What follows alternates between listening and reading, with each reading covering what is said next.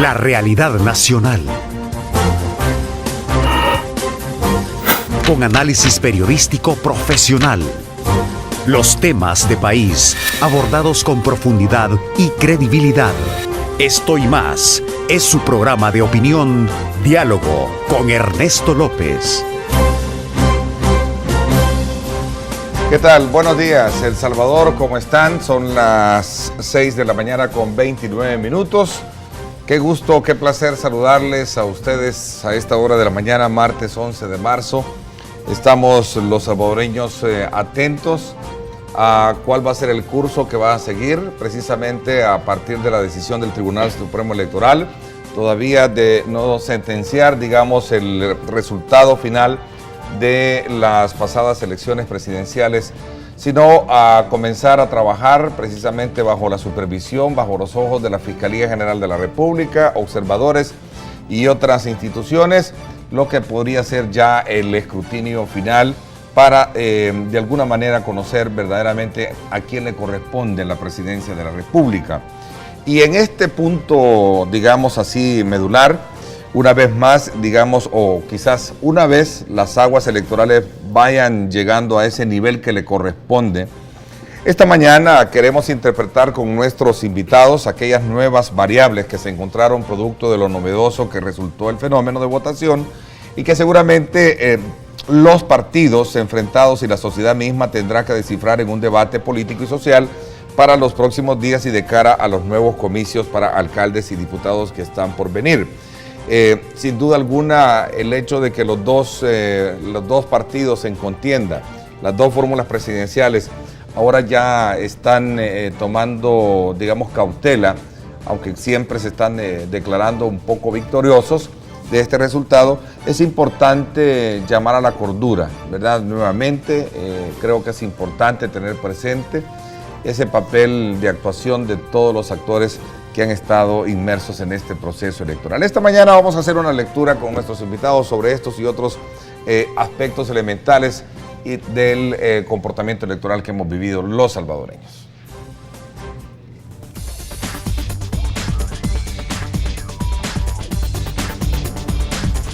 Después de una larga y convulsionada campaña electoral, el día decisivo no podía ser menos tenso. Los resultados preliminares han provocado reacciones de diversa índole. Más de 1.300.000 compatriotas que nos han dado esta victoria están en pie de guerra para defender esta victoria. Este ha sido un proceso que nosotros hemos venido denunciando desde un inicio de que no ha sido transparente. Por lo tanto, parte de la no transparencia es precisamente lo que sucedía ayer, en donde había votos nulos y votos impugnados en una fuerte cantidad. Sin duda se trató de una segunda vuelta electoral histórica para los salvadoreños, con exigencias de transparencia que el Tribunal Supremo Electoral afirma haber cumplido. Debemos de esperar en este caso que resulte el escrutinio definitivo, pero ya los 6.000 y algo de votos de diferencia que hay para cada caso, los 4.000 votos impugnados no son superiores a la diferencia. El ente colegiado habla de una democracia expresada en toda su amplitud, discurso que hace suyo el FMLN, que actualmente lidera el conteo de votos. Un llamado a las fuerzas políticas opositoras a mayor tranquilidad y a esperar que el Tribunal Supremo Electoral declare los resultados definitivos, proclame los ganadores. El escenario actual plantea el asimilar con madurez la decisión del pueblo y el propiciar fuerzas políticas favorables para los próximos 5 años de gobierno. Este y otros puntos en diálogo con Ernesto López.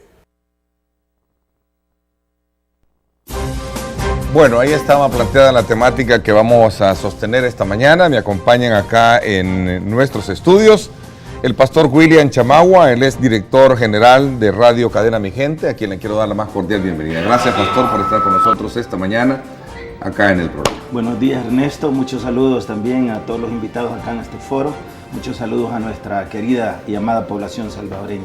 Así es también, y ya incorporando en esa faceta de panelista y sobre todo por el curso de haber corrido con una candidatura vicepresidencial en esta campaña y haber obtenido obviamente la experiencia de conocer de manera in situ los problemas del país, me acompaña Rafael Mengíbar, a quien quiero darle la más cordial bienvenida. Gracias, Rafael, gracias por estar con nosotros. Tú eres una persona muy, digamos, práctica en haber conocido el comportamiento electoral y creo que va a ser de mucho aporte tus comentarios esta mañana.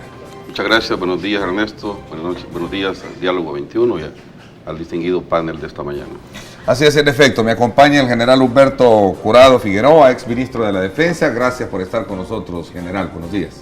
Buenos días, Ernesto. Es para mí un gusto estar con ustedes aquí en este set. Un saludo a todos los televidentes y un saludo a los compañeros del panel.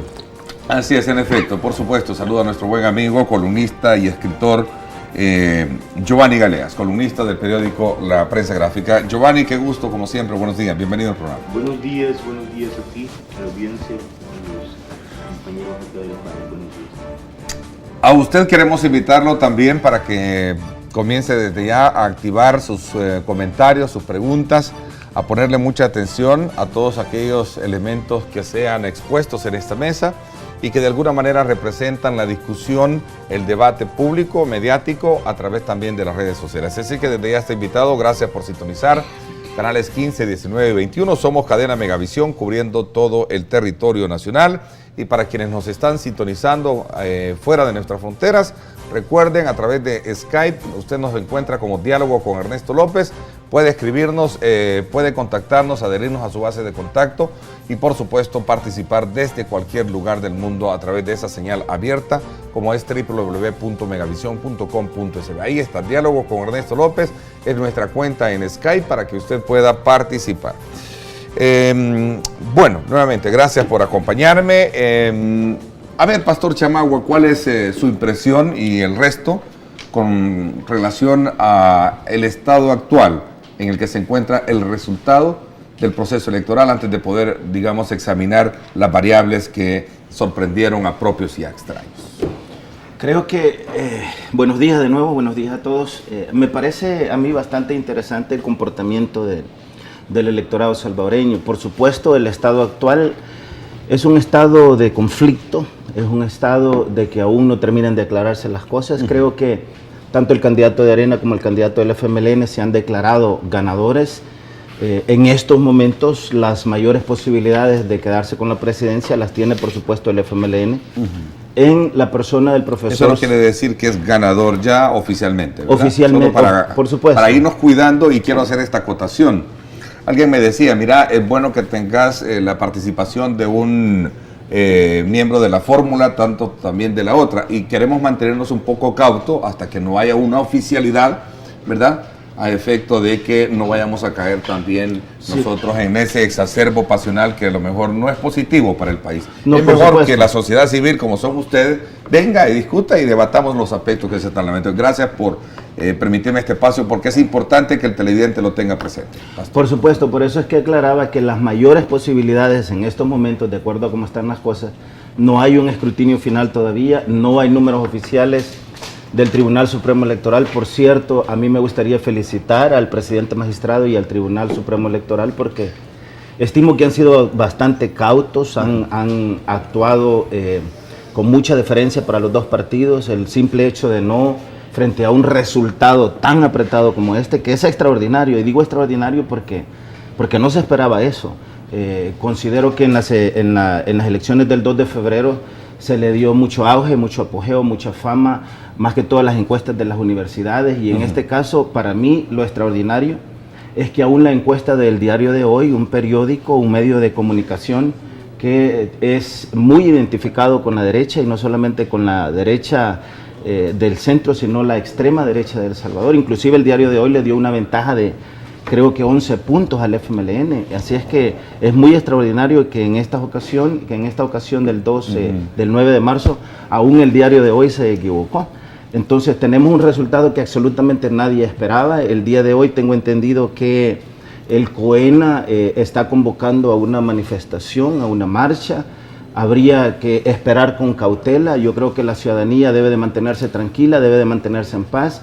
Creo que el vocabulario que el candidato de Arena, el doctor Norman Quijano, utilizó haciendo un llamado que pareció ser como un llamado a la guerra, a la Fuerza Armada. A la Fuerza Armada. Yo creo que aquí la Fuerza Armada va a tener que sentar, digamos, una posición, si es que en algún momento valdría la pena, sobre todo cuando hizo ver de que hay la Fuerza Armada que estaba, digamos, como lista o atenta, ¿verdad?, a poder actuar. Yo creo que eso es una cosa, y el general nos va a dar un poco, yo sé que hay una euforia electoral, ¿verdad?, pero también creo que se necesita mucho cauto. Perdón, solo ya para... Sí, entonces para ir terminando en este pensamiento, yo considero que el doctor Norman Quijano ha tenido también unas horas, ya un par de días para recapacitar en lo que dijo, no ha vuelto a repetirlo eso. Creo que se le va a dar oportunidad a las instituciones del Estado a que hagan su trabajo. En el 2012 el Tribunal Supremo Electoral actuó correctamente, el doctor Quijano estuvo de acuerdo con la decisión de este mismo tribunal, y considero que con el pasar de los días y al final, en este caso, así, si las cosas se mantienen como están, creo que también el doctor Quijano, así como el COENA, van a terminar aceptando cualquiera que sea la posición que termine siendo en estos resultados. Ok, vamos a ver, tu lectura, Rafael. Bueno, gracias Ernesto, buenos días otra vez. En un círculo de amigos donde hacemos análisis, también yo les decía el jueves pasado que si Arena ganaba en segunda vuelta con un margen, aunque fuera muy corto, el agua del mar se iba a ser dulce. Pero parece ser que las costas sí se hicieron dulces. Es decir, y yo le he llamado a esto un fenómeno. Y le llamo un fenómeno porque lo impredecible se dio, Ernesto, en un marco, si bien es cierto, de una campaña confrontativa, pero logró repuntar, y no del mar, sino que Arena, con más de 430,000 votos, cosa inédita. Ahora, yo tengo una lectura, Ernesto y amigos televidentes, porque el día 7 de marzo en el Face yo vi una encuesta verdaderamente rara, que traía una secuencia desde el 7 de febrero al 20 de febrero y terminaba el 3 de marzo con una diferencia de básicamente el 50.2% para el FMLN y el 49.8% para Arena. Es decir, por cierto, no tiene ahí los derechos de autor, ¿verdad? Y además no se podía publicar. Entonces, a mí me parece que... ¿Tú la viste esta? La vi, abrí el Face y por ahí aparecía en un muro estos datos. ¿Pero en muro de quién? Fíjate que no, sinceramente, no te percataste. No me recuerdo, yo solo tomé los datos, me llamó la atención el día sábado. Yo tengo la presunción, Ernesto y amigos televidentes, que tanto el FMLN en su intimidad estratégica sabían del posible resultado electoral del domingo. Y en consecuencia, me imagino que los estrategas de Arena también presumían de ese resultado. Porque aquí se han dado cosas novedosas como son en un marco de campaña. Arena puede mandar a hacer encuestas para saber cómo está el FMLN y el FMLN para saber cómo está Arena. Pero ese planteamiento final de que a lo mejor de presumir y que el otro lo sabía, ¿no será que al final se cumple aquella tesis que planteaban algunos, que si el niño nace bonito, todos van a querer ser padre, y cuando el niño nace feo, perdóneme un poco el símil, nadie se hace cargo. Por supuesto, pero yo lo que estoy... Porque ahora habrán otros diciendo, nosotros ya sabíamos, estábamos convencidos. No, por supuesto que cuando el general lo sabe mejor que yo, ¿verdad? Que cuando se gana la guerra un montón de generales y cuando se pierde, ¿verdad? Un montón de fusilados. Entonces, yo lo que quiero plantear también como mi primera intervención es que Arena, el frente se mantuvo muy cauto al final de la jornada, y el fenómeno del resultado es que salieron a votar casi 500,000 de personas. O sea, ese es el fenómeno real, concreto. Aquí se dio un fenómeno más social, ¿verdad? Sociopolítico. Casi 500,000 de personas adicionales. Exactamente, entonces ese es el fenómeno, que los estrategas o la visión de Arena logró eso, pues obviamente es digno de felicitarlo. Y que el FMLN logró también aumentar su caudal electoral. O sea, ahora bien, yo tengo que sentar una tesis, Ernesto. Aquí ni Arena ni el FMLN son ni perdedores ni ganadores. ¿verdad? Porque la diferencia es, aunque para hacer 1 millón falta 1 centavo, y ahí se descubre el valor de 1 centavito, ¿verdad? Especialmente cuando va a pagar la luz. Entonces, aquí hay un solo ganador, que debería de ser la población. Esa población que con una actitud reflexiva logró aumentar su caudal electoral y ha dado una señal, parece mentira, que hay que revisar nuevamente hasta los acuerdos de paz en El Salvador. Yo vengo insistiendo, y gracias Ernesto por tomarme en cuenta en mis Twitter, El Salvador necesita urgentemente constituir un acuerdo en el desacuerdo para reinventar un modelo económico entre y para salvadoreños. Ya vamos a hablar un poco. A ver, y estoy dejando un poco de último a general porque yo creo que es importante, digamos, examinar el discurso y algunas variables que, mejor dicho, algunos puntos que ahí se dieron. A ver, Giovanni, tu lectura previamente para luego entrar a la discusión. ¿Coincide con los planteamientos anteriores o hay distancia en ellos? No, en general sí coincido, pero mi impresión es que quizá hay 2 palabras que sintetizan o condensan lo que pasó el 9 de marzo, y esas 2 palabras son desconcierto y miedo. Yo creo que la famosa frase tan de moda de que la sociedad salvadoreña ya venció el miedo no expresa una verdad, por lo menos no una verdad verificable. Yo nunca había sentido o percibido en la atmósfera social tanta angustia y tanto miedo como los días inmediatamente anteriores al el 9 y los días inmediatamente posteriores. Es como una sensación de fin de mundo cada vez que nos enfrentamos a las urnas. No es la primera vez que sucede, digo que esta vez lo sentí como muy agudo.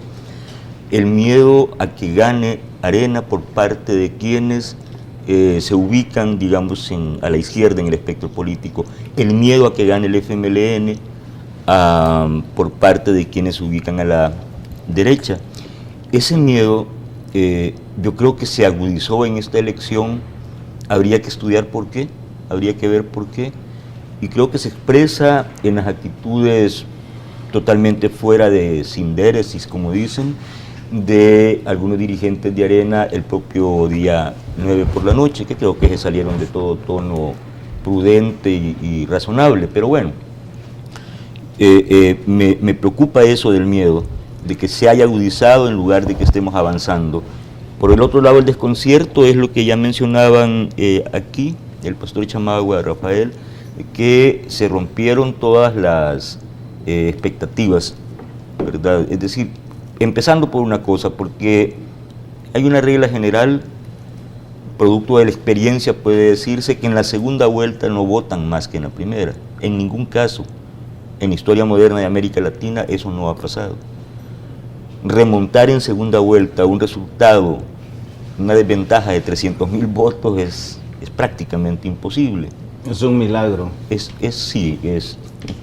imposible. Bueno, al punto que... Y en las condiciones que lo ha hecho Arena también. Al punto que esos instrumentos científicos, que son las mediciones de opinión pública, que parten de un método científico, objetivo, ¿verdad?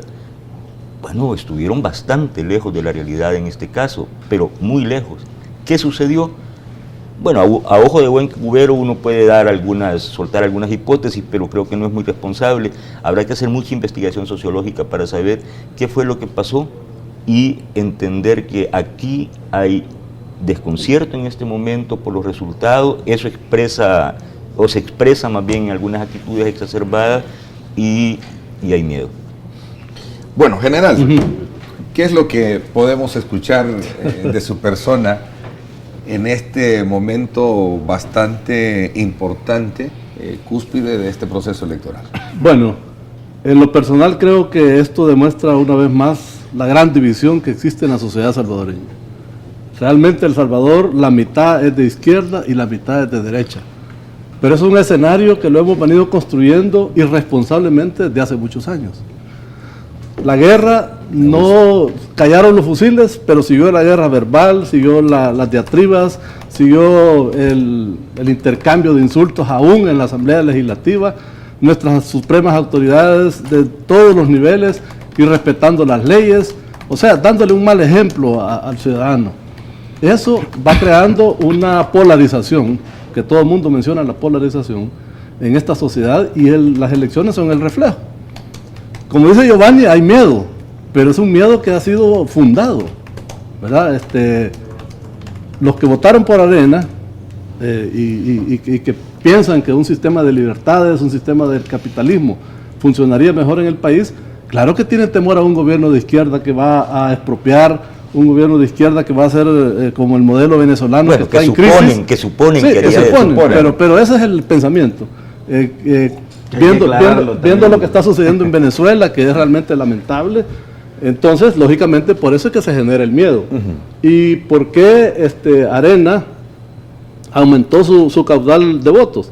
Precisamente porque se incorporaron los jóvenes, se incorporaron diferentes movimientos sociales que no existían incluso, y que han dado un gran soporte a Arena por su pensamiento liberal. Entonces yo pienso que realmente aquí El Salvador está en una encrucijada, porque si nos gobierna el FMLN vamos a tener ciertos problemas, y si gobierna Arena, para la izquierda también existen otro tipo de problemas, sobre todo cuando se habla de que se van a suspender los programas sociales, etcétera, etcétera. Entonces yo creo que El Salvador ha llegado a un momento en que tiene que hacer una convergencia de intereses políticos, económicos, sociales, y si queremos pacificar el país, realmente los partidos políticos que tienen esta gran responsabilidad, estos dos partidos grandes, tienen que sentarse a dialogar de veras si realmente les interesa el país. Ahora, si quieren hacer prevalecer sus tesis, si quieren hacer prevalecer su doctrina, su ideología, entonces realmente vamos a tener toda la vida una confrontación, vamos a tener elecciones tan radicales como esta de aquí en adelante, y va a ser muy difícil que El Salvador salga del subdesarrollo en que nos encontramos, porque si ustedes ven, gran parte del retraso económico de nuestro país en Centroamérica se debe a eso. Ningún país centroamericano es tan polarizado como este. Entonces no hemos salido de la guerra, terminó la guerra, pero la mentalidad guerrerista de algunos no ha terminado, y por lo tanto pues no podemos esperar menos. Así que esa es mi impresión a primera vista de lo que ha pasado, y esperando pues que en el transcurso de la entrevista podamos ir aclarando otros conceptos. Algunos aspectos. Por ejemplo, el tema de la Fuerza Armada.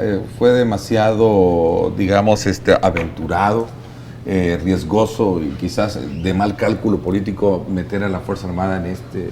Sí, bueno, mire, en principio tenemos que aceptar que la Fuerza Armada es una institución nacional, una institución institucional, valga la redundancia, que debe de servir al país y nunca a una parcialidad política. Por mucha incidencia que tenga el gobernante de turno en la Fuerza Armada por ser el comandante general, la Fuerza Armada no se puede plegar a los intereses de ningún partido político porque se desnaturaliza. Y que además políticamente no es deliberante. No es, correctamente, es obediente, subordinada y no deliberante.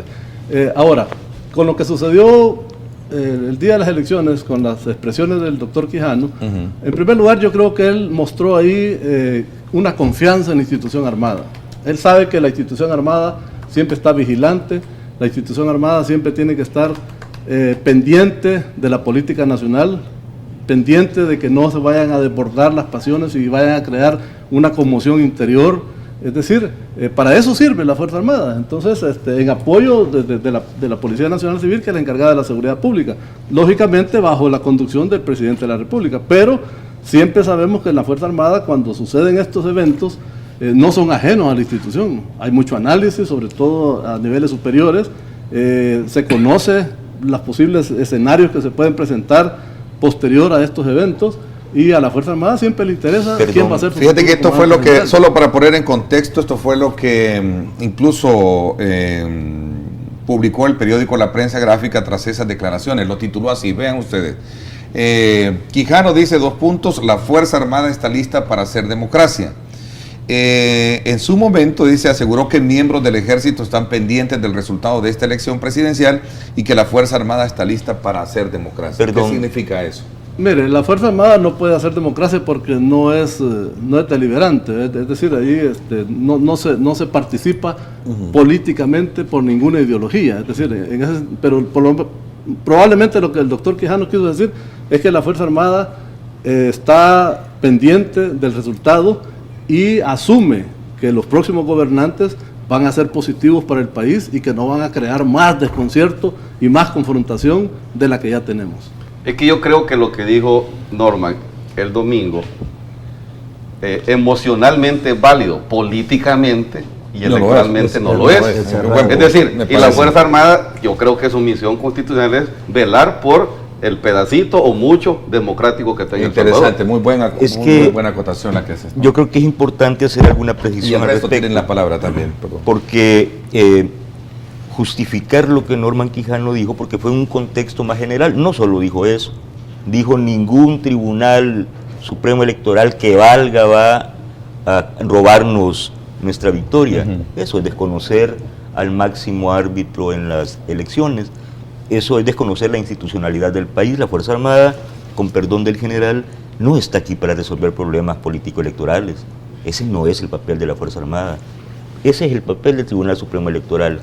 Resolver el problema electoral o dirimir un conflicto electoral no le corresponde ni siquiera al fiscal. Pero velar porque se cumplan aquellos cánones de una democracia. Sí, yo no he dicho que la Fuerza Armada es el árbitro electoral. No, es correcto. He dicho que la Fuerza Armada está pendiente de que como consecuencia de este resultado tan estrecho se puedan dar desórdenes, conmoción, y tiene que intervenir para estabilizar la situación. Perdón, general, me refería no a lo que usted dijo, sino a lo que Norman dijo. Es decir, ahora en este momento se está recurriendo al fiscal. Por ejemplo, hay protestas frente a la fiscalía exigiéndole al fiscal una conducta frente al conflicto electoral supuesto o real, ¿verdad? Se habla de las salas, de la sala de lo constitucional. Se habló de la Fuerza Armada y sepa Dios iba a hablar del Papa, ¿no? Para que venga a dirimir este asunto, pero para eso hay una institución, es el Tribunal Supremo Electoral, que ha seguido un procedimiento, que es el procedimiento de ley, lo ha seguido ordenadamente, en tiempos récord, y que lo está siguiendo, no ha terminado, tiene un tiempo esto. Por ejemplo, y con esto termino, decían, ¿y por qué el tribunal no da los resultados? Los dio hasta un punto y luego los dejó de dar, y ya eso genera sospecha, pero si esa misma noche tenía ya el tribunal el 99.30 y tanto por ciento, 80 y tanto por ciento del resultado.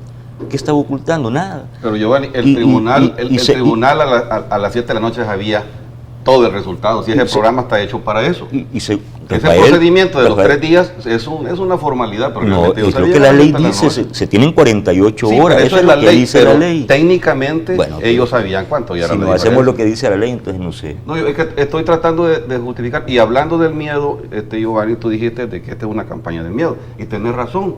Pero miedo en los dos partidos políticos. Tienes razón. Es decir, no en una sola dirección, no en una sola de las partes. Eso es algo que habría que estudiarlo también, el comportamiento de la población. Es que el comportamiento electoral fue subliminalmente también incidido en la otra campaña, que fue mucho más subliminal. Es decir, si yo repito, le van a quitar el vaso de leche a un niño, si el vaso de leche es más viejo que la maña de pedir fiado, que tomaba vaso de leche de los 60. Alianza por el Progreso. Y era buenísima. Entonces, que eso no es subsidiariedad, ¿verdad?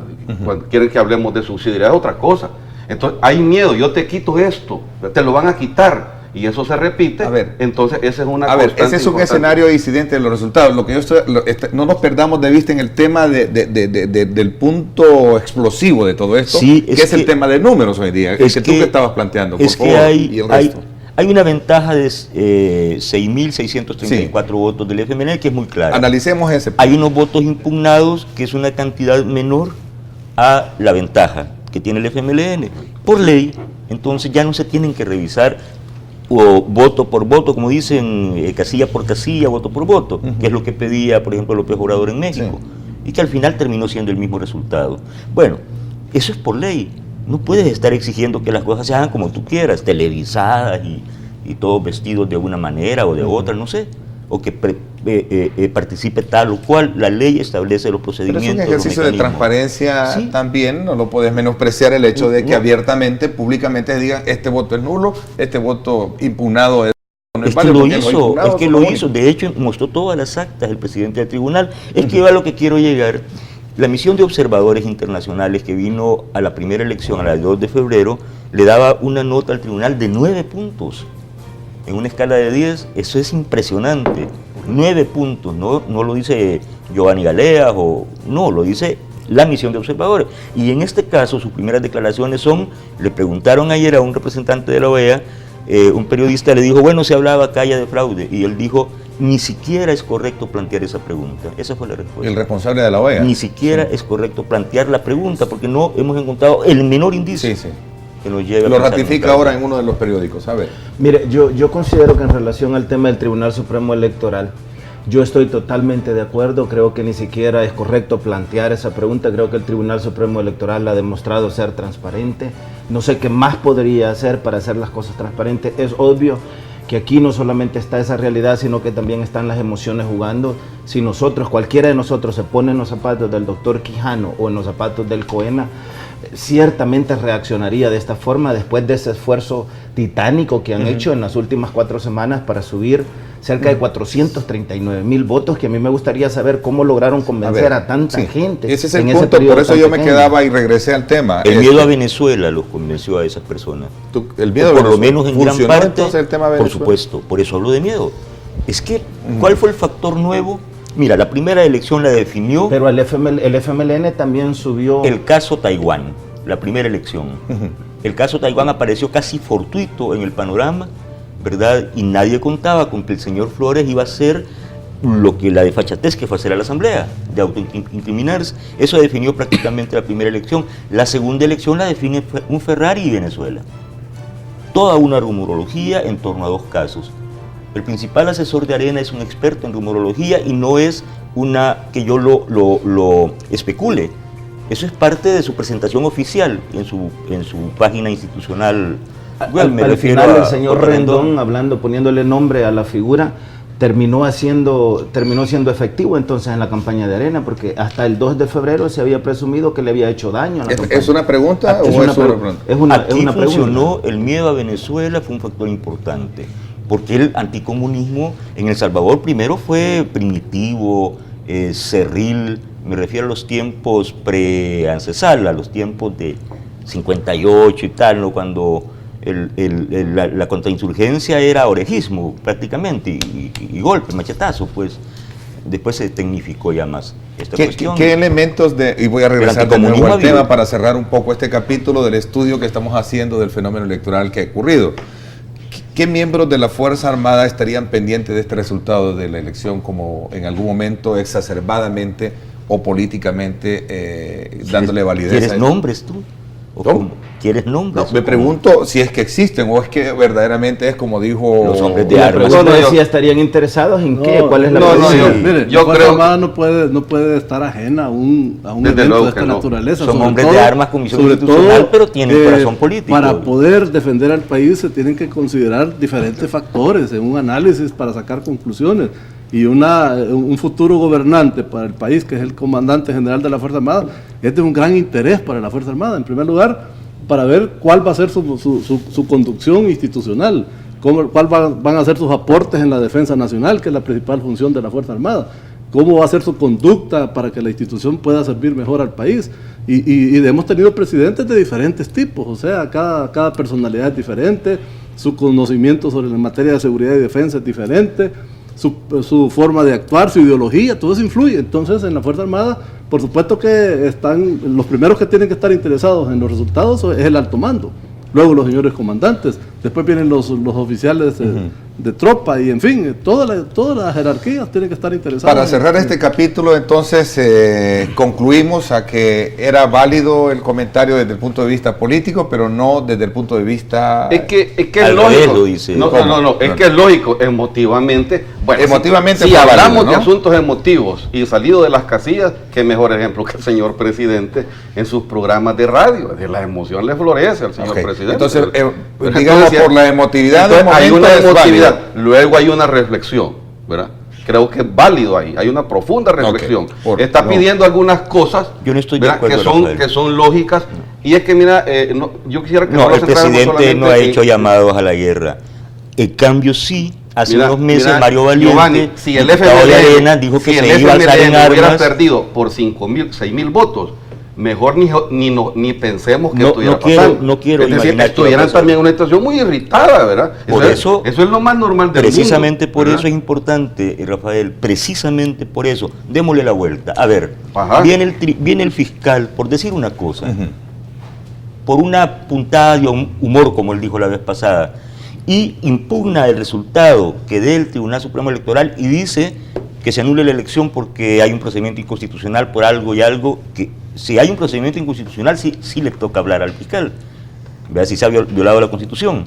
Bueno, supongamos que pase eso y que gane en efecto Arena por 1.300 votos, como dicen algunos de sus voceros, que es con la cantidad que han ganado ya, 1.300 votos. No sé cómo pueden decirlo si no se ha terminado el escrutinio final, pero aceptemos que eso pasa. ¿Tú crees que una manifestación conducida por Norman Quijano y por Roberto Dawison, hijo, tenga la potencialidad destructiva que puede tener una manifestación de calle roja conducida por quienes los condujeron en la guerra? ¿Tú crees que no es altamente destructiva esa posibilidad para El Salvador? No, la gente de Arena no tiene cultura de protesta callejera, son señoras con tacones altos. La gente del FMLN tiene de los 60 una cultura muy cultivada de protesta callejera.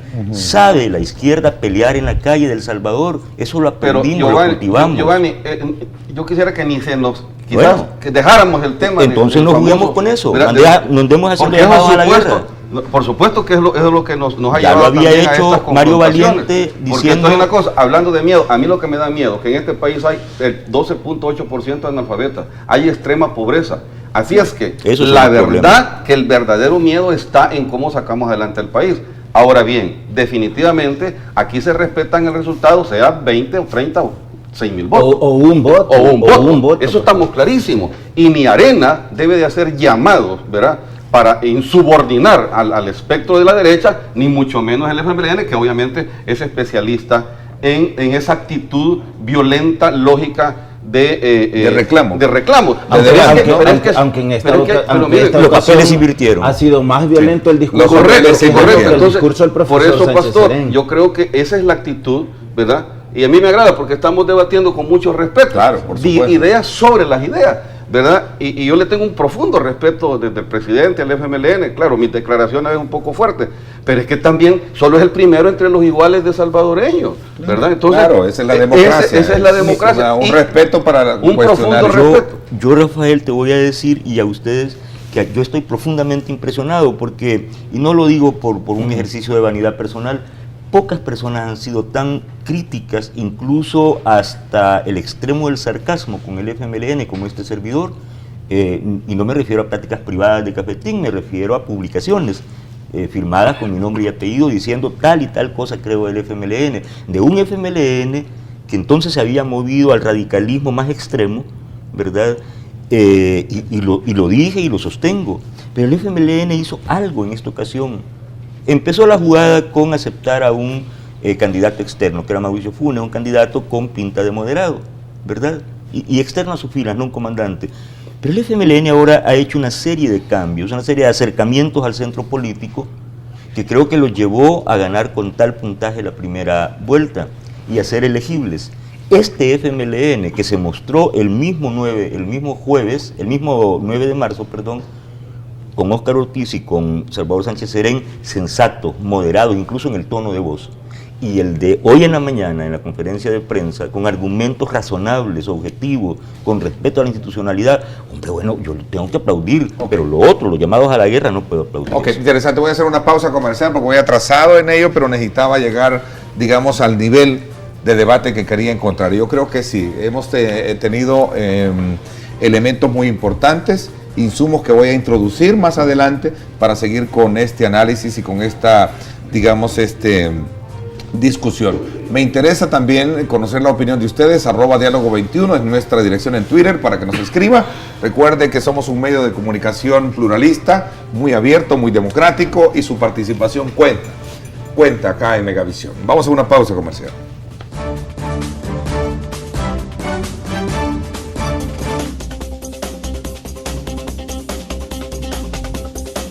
No hay nada de qué extrañarse, pues. Siento de que la población está dividida, un 50 y un 50, pero por un mínimo Maren ha ganado el otro partido, así de que hay que aceptar los resultados. Nosotros esperábamos de que sí dieran los resultados para que toda la gente, el pueblo salvadoreño, estuviera consciente de todo lo que pasaba. Yo pienso que sí ha sido legal. Bueno, las acusaciones, ¿verdad?, de diferentes partidos, yo pienso de que sí ha sido bastante transparente.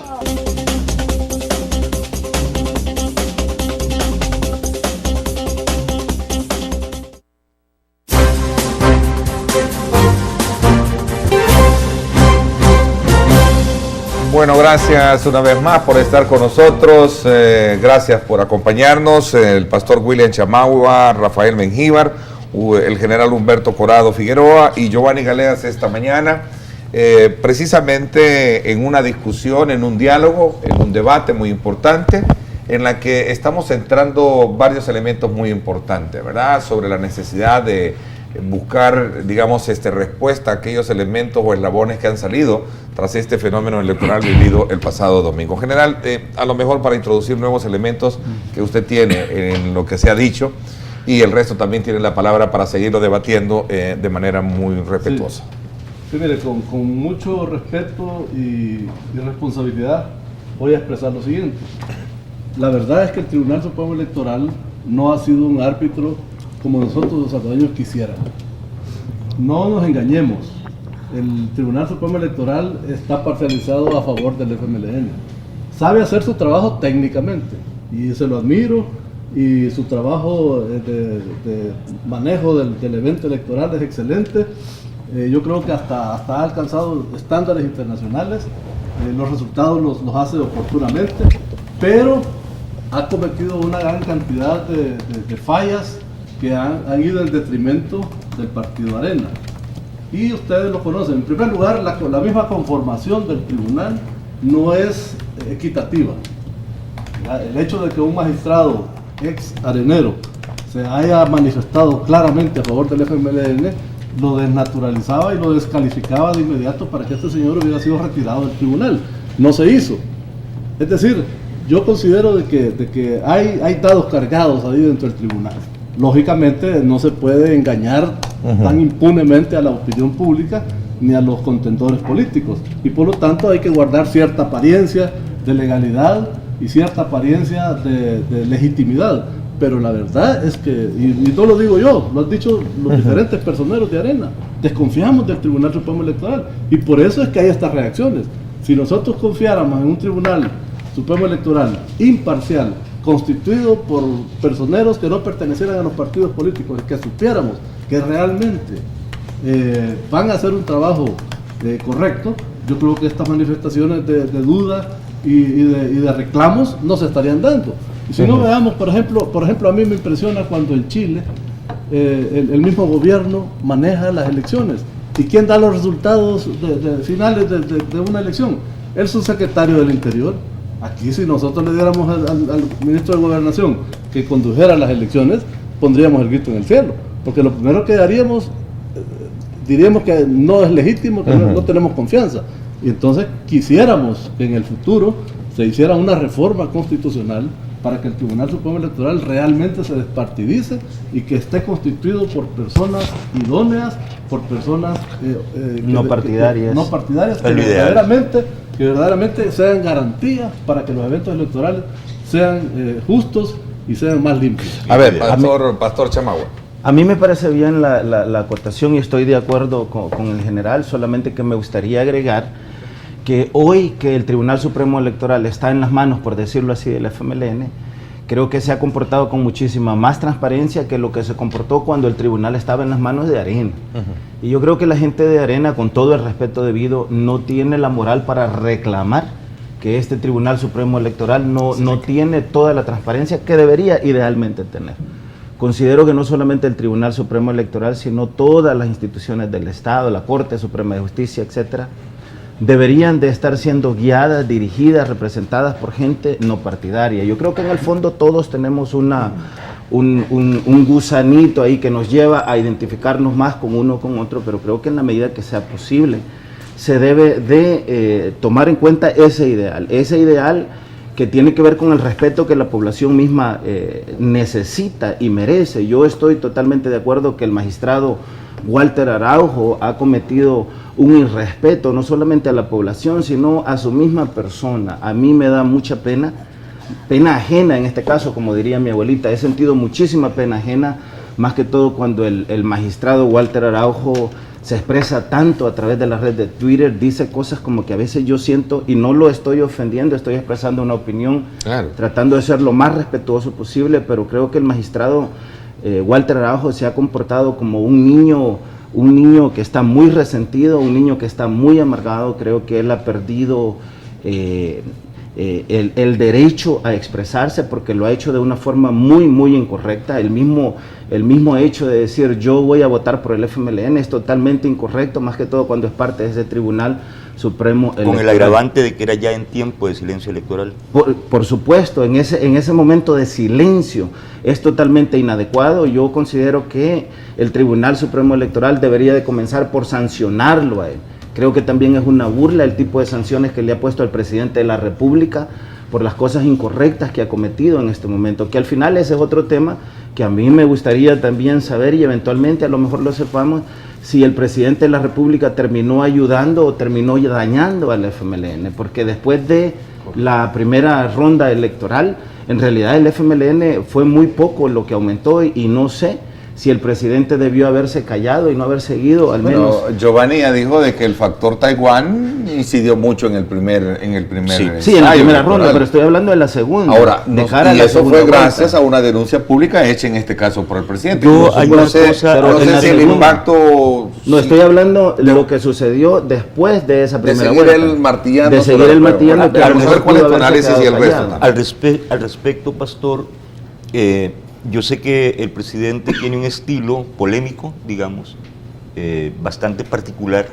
¿verdad? Único. Rafael hablaba de eso en su intervención. Yo sé eso, pero son estilos. En cuanto a tener un tipo de estilo, incluso de estilo personal y hasta de vida, recordemos que un gran presidente norteamericano como Kennedy tenía se tomaba sus libertades, digamos, con las muchachas de Hollywood, ¿verdad? Porque no era solo Marilyn Monroe. Eso así es. Bueno, un presidente de la altura de Bill Clinton tenía sus deslices, que casi pierde la presidencia. Se tomaba sus libertades, o sea, también. Hay estilos. Esos son estilos, pero eso no quiere, no es que se esté comparando con el presidente. No. Mira, lo que pasa es que y si se compara es válido. No, pastor, lo que yo quería decir. La temporada de la tecnología es diferente, la que ha vivido este periodo presidencial a las que han existido en el pasado. De todas maneras.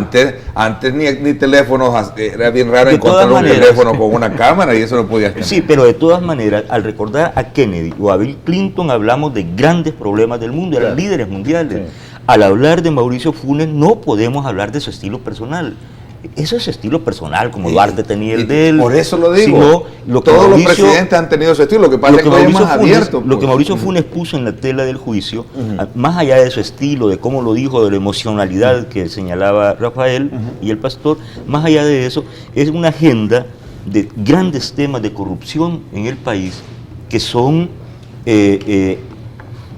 altamente importantes, ni siquiera por las cantidades, que ya son escandalosas.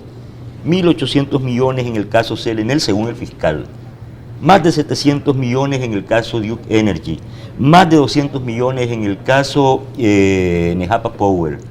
Y bueno, y si empezamos a contar y vemos pensión y vamos para atrás, el presidente Funes lo que hizo fue poner un modelo de gestión gubernamental en el banquillo de los acusados, porque se cometieron muchas irregularidades.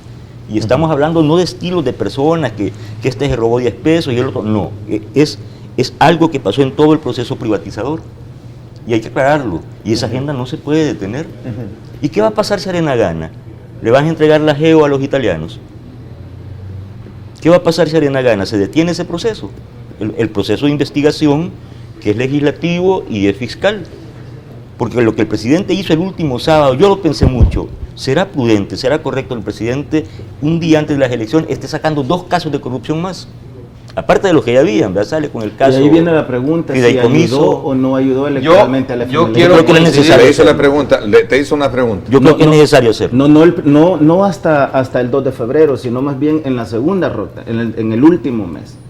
Porque claramente la actitud del presidente, todas esas denuncias que el presidente hizo, dañaron profundamente a Arena. El caso del expresidente Flores ciertamente ayudó. Pero si querés yo la contesto. No, la pregunta es si pero la contribuyó o no contribuyó. Sí, ¿sabe por qué, pastor? Porque es un principio general, estratégico, el general lo sabe, que es, usted acosa al enemigo y lo va a cohesionar. Y el presidente Funes llevó a un extremo el acoso y cohesionó al partido, le dio miedo. En la segunda vuelta, sí, en el último mes. Entonces, Arena. Es posible que haya terminado. Yo coincido, y si no coincidiera, se lo dijera con respeto al pastor. Definitivamente empachó el presidente a la población. Así, empachado, pues tomó más leche de la adecuada, ¿verdad? Y no de Cáritas. Es decir, para mí el presidente hubo un exceso, allí también se produce cognitivamente.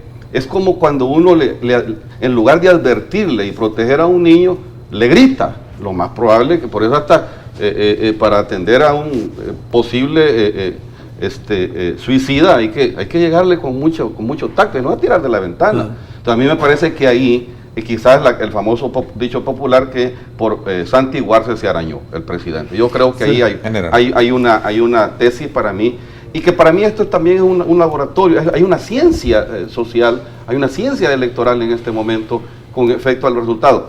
Ahora bien, yo coincido que definitivamente hay incidencia en cuanto a la denuncia de la corrupción, venga de donde venga. Parece ser que este país tiene ya ansiedad de ver preso a un presidente. No sé cuál va a ser el presidente, esa es otra historia, ¿verdad? Pero de igual manera que el próximo gobierno, sea el FMLN o sea Arena, legitimado, ¿verdad?, por el pueblo, autorizado por el Tribunal Supremo Electoral, con todos los formalismos de la ley, pues tendrá que seguir investigando esto y prever efectos de corrupción. Sí, mire, yo creo que la denuncia política, como la hace el presidente contra la corrupción, pues unos podemos estar de acuerdo, otros no podemos estar de acuerdo. A mí el estilo realmente no me parece el más adecuado, porque le resta dignidad a la presidencia. El presidente tiene que ser un hombre serio, un hombre tranquilo, que genere hacia la población confianza. Y eso pues con esos exabruptos no se logra. Pero básicamente lo que quiero decir es que cualquier denuncia que se haga de una pequeña corrupción o una gigantesca corrupción tiene que tener fundamentos, tiene que tener pruebas, y están los tribunales para poderlo ventilar. Y aquí se hacen denuncias por medio de la prensa, se dan casi por cierto todo lo que se dice, incluso se condena al que está señalado, y a lo mejor hay muchas cosas que no están siendo... Pero ahí hay dos cosas importantes que debatirlas en cuanto al planteamiento suyo, y se lo traslado al resto.